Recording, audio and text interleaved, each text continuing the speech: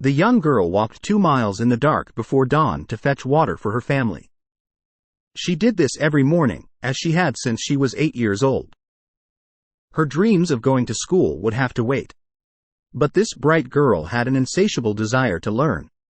Sometimes she would visit schoolyards just to listen through the windows. By 11, she had taken matters into her own hands and convinced a teacher to give her private lessons in exchange for housework. A few years later, she was accepted into an elite all-girls boarding school on an academic scholarship. Though studying was her passion, she could not forget her early mornings hauling water. She vowed to one day make education accessible for girls everywhere.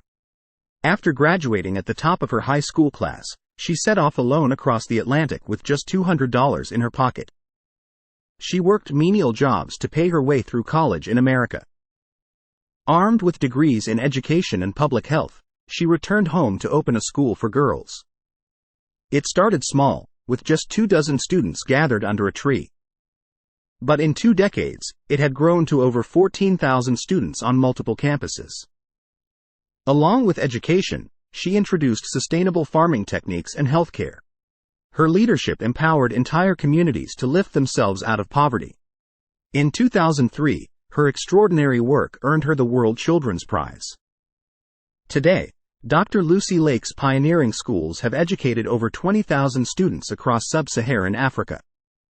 The young girl who once walked miles before dawn so her brothers could attend school now illuminates a path towards knowledge for countless girls. So the next time you hear the name Lucy Lake, remember the rest of her uplifting journey. A tale of immense hardship overcome by perseverance and vision that opened doors for generations to come.